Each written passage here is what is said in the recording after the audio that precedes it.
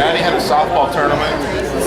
Now, I'd like to have your attention. We have put together a very short program, and the first thing we're going to see is basketball and softball. Put on by the great grandchildren. She's already subbing for varsity. She didn't have Cassie's.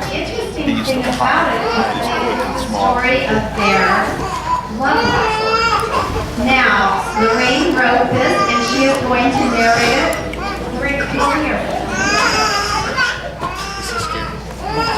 And we have gone through this with half of the children one time. It is going to be very professional.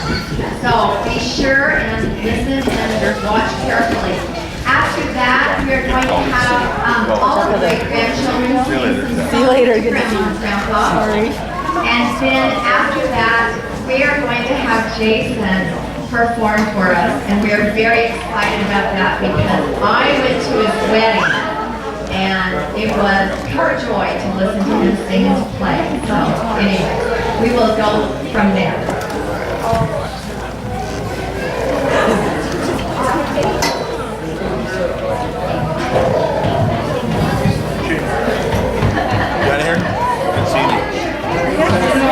Mom, Dad, you might not recognize yourselves up here, and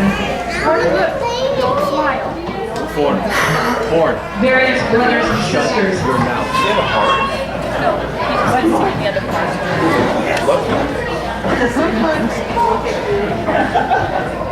You know, it's such a pleasure to look out and see so many of my family members, my cousins that I haven't seen in years, and uncles, nieces, nephews. It's just overwhelming to see what Mom and Dad have done. And this big Jones family. Paul and Gerald and Walt and Earl.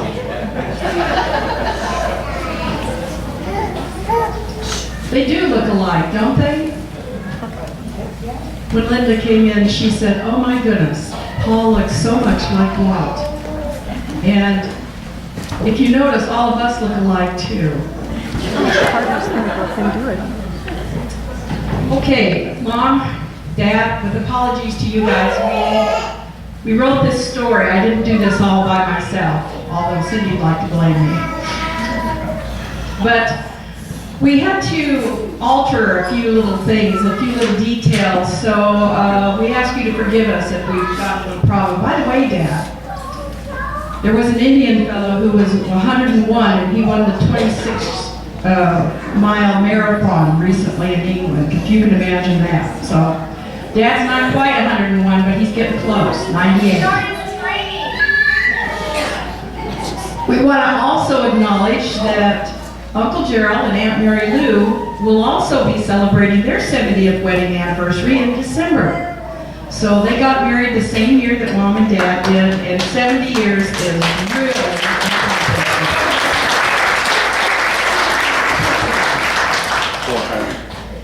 All right, this is a love story between Paul and Mary as told by their children, their grandchildren, and their great-grandchildren.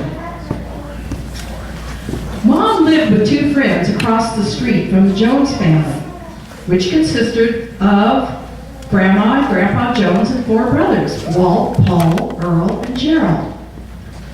Paul and Gerald got a look at the girls across the street, so they started playing throw the ball to the dog and get him to fetch it.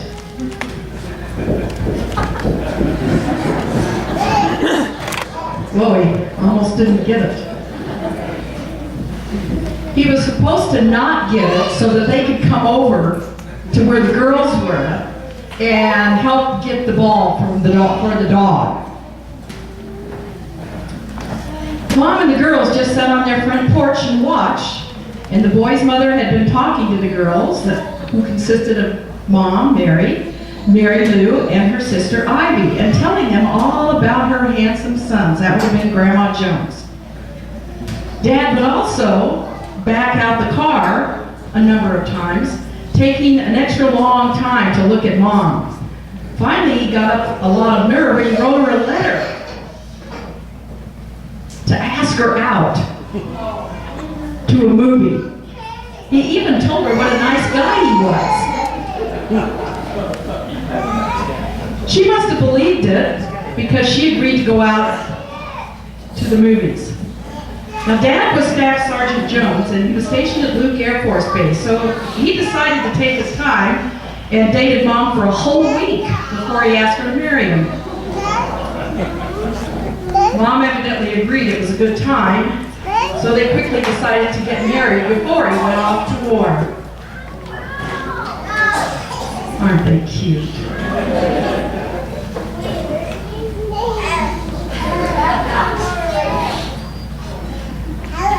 All right now. You know, we always used to accuse Dad of being the cradle robber because there was 10 years difference between the two of them. And at the time, you know, when they were this age, it was a big difference. Now it's not such a big difference. So Dad went off to Hobbs, New Mexico and got settled in before he called for Mom. He sent her a first-class ticket to go by train to El Paso. And then she took a first-class bus to Hobbs. Well, actually, it was the only train and bus there were. They quickly adapted to life in Lovington, living in a little room with a lot of soldiers and their wives. The soldiers and their wives lived in little rooms also. Not in the same little room with them. Oops, the bed was too small. They broke the bed, so they had to move to Lovington to a small duplex where they could get a larger bed. Then Dad had to go to India, and Mom was tired of all those UFOs flying over the New Mexico area. You know, Roswell was nearby. So she moved back to live with Grandma Jones. The first baby came along November 7th, 1944. On the day, did I skip a part? Oh dear. Oh, pause, excuse me, oh yes. Oh yes, I forgot. Excuse me, I wrote this and I forgot. That's what happens when you get old.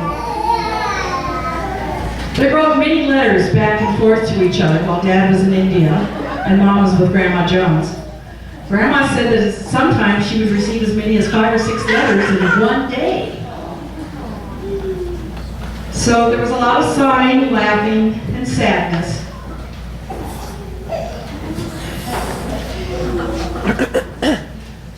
Mail's pretty efficient, isn't it?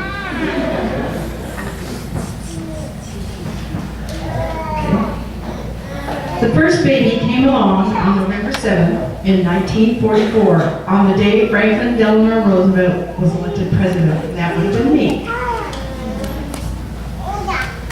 Oh, there I am. I had blonde hair when I was little. I didn't even know it. The next baby, Donna, came along on October 4th in 1947. Dad was home by then, and we lived in Bowie, Arizona. Dad had a teaching and coaching job there. He also won a horse in a raffle, and he lived in our backyard. The horse did, not Dad. For a while. And one time, Donna and I were on that horse, but I ran him into the clothesline, so he bucked us both off. However, we're still living. We moved in with Earl and Francis up in Phoenix in 1951, where Cindy was born.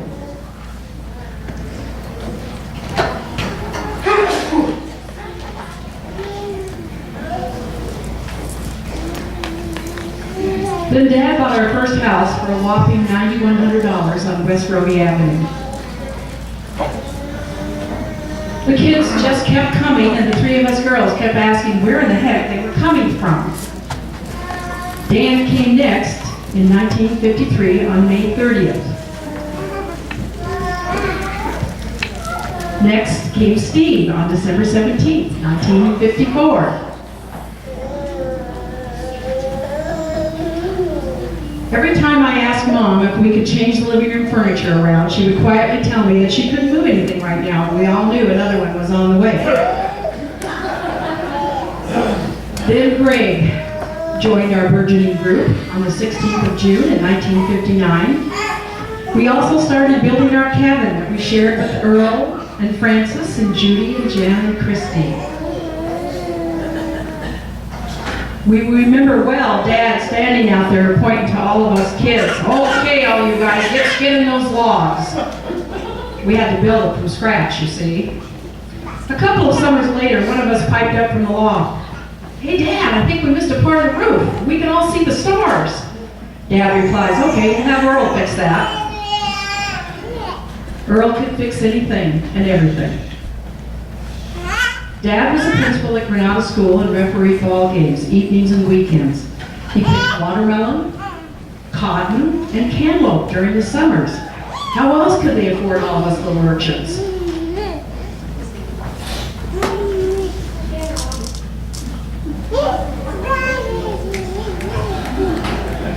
And Dad would bring home cantaloupe and watermelon every summer and deliver the fruit to us, and we'd go up and down the streets delivering fruit to all the neighbors too, because we had a lot.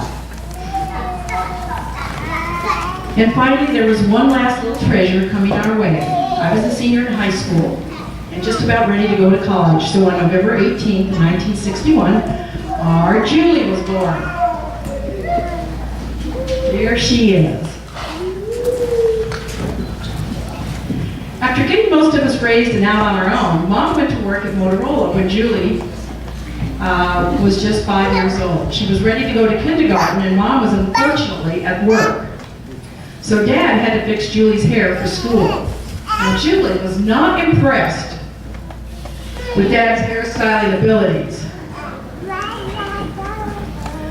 So she took over doing that job herself at a very early age.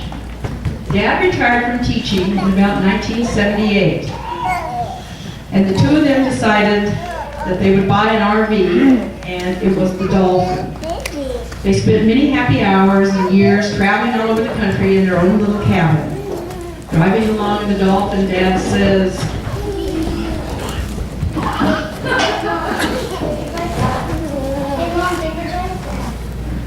"Oh, she woke up long enough to see a bison." Mom is notorious for snoozing on a trip. Dad and Mom said, "Don't ever ask." For what? To borrow the Dolphin. And we never did. Although in later years, some of us had to drive it. Sorry, Dad, I got it crunched once. But thanks to Wally, it got fixed pretty fast. In 1983 and 84, Mom and Dad went on a mission to Washington, D.C. to assist many Asian families to acclimate to life in America. Often Mom would say, "Dad, please pass the rice over." And Dad would answer,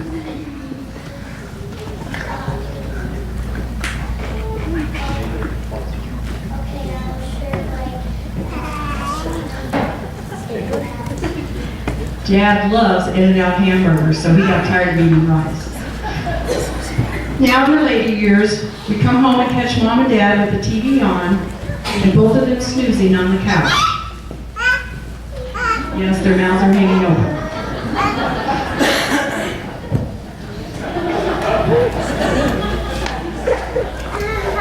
Aren't they good actors? You know, we're lucky to have you still with us, Mom and Dad, and we certainly know that you're still in love. We see it every day when we see you. They're loving, they're still in love. They have 7 children, 23 grandchildren, and 42 great-grandchildren.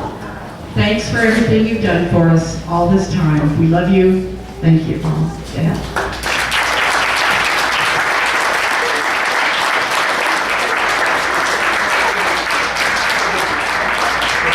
And thank you, kids. You guys did a great job. Wow. Yes, take a bow for heaven's sake. Yes, wonderful. Oh, seriously. All the grandchildren, come on up. Yes. Let's have all of you come up, please. And we'll just take a good look at all these good-looking kids.